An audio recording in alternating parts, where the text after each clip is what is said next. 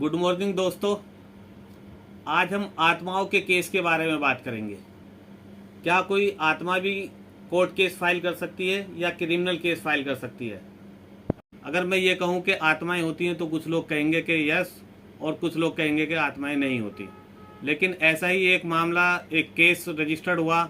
आत्मा के द्वारा एक क्रिमिनल केस रजिस्टर्ड कराया गया थाना हाता, डिस्ट्रिक्ट कुशीनगर, यूपी में।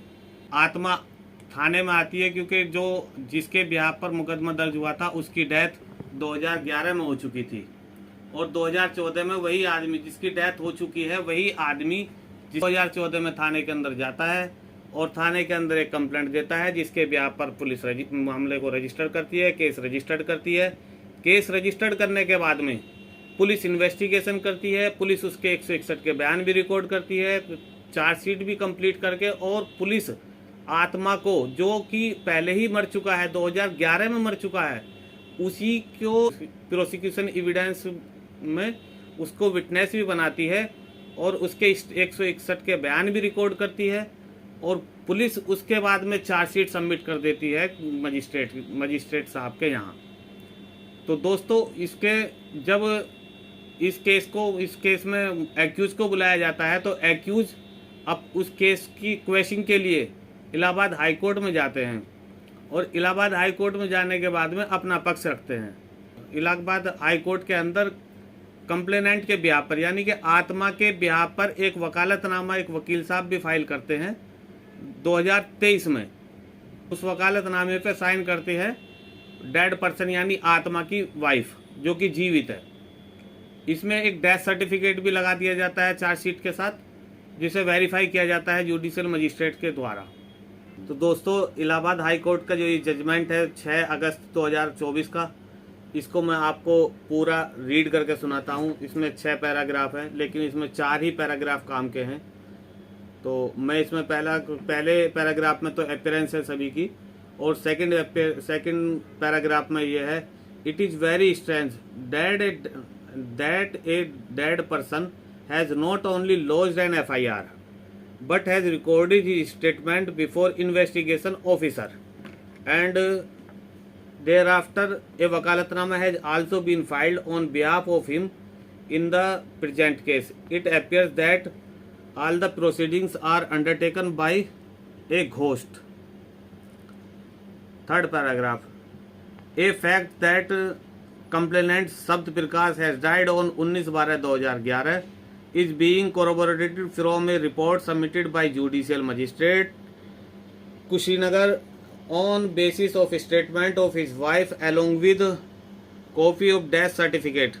In present case said dead person, a ghost, has lodged an FIR in the year 2014, i.e. after 3 years of his death, and thereafter not only he has recorded his statement but a charge sheet was also filed on 23/11/2014, wherein he was proposed as one of prosecution witness. Fourth paragraph, the court is speechless. The court is speechless that how investigation was conducted by investigating officer by recording a statement of a dead person.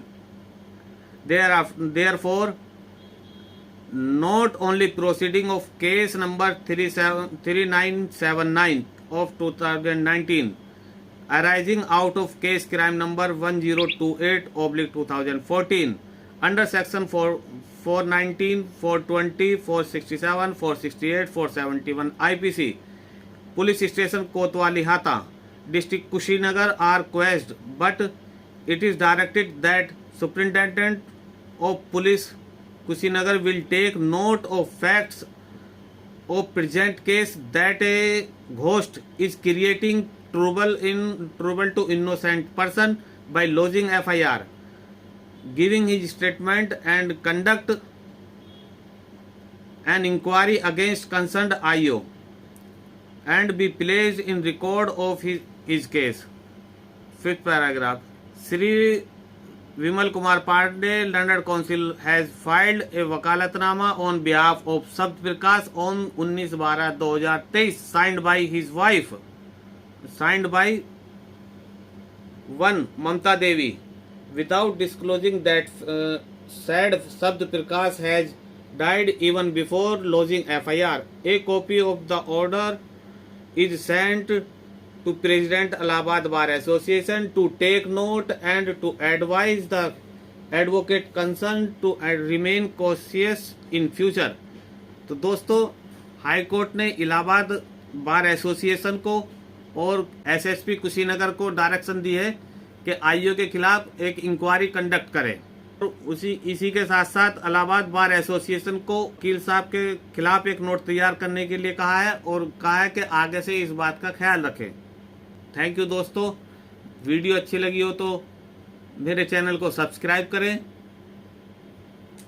Video को like करें, comments करें और video को share करना ना भूलें।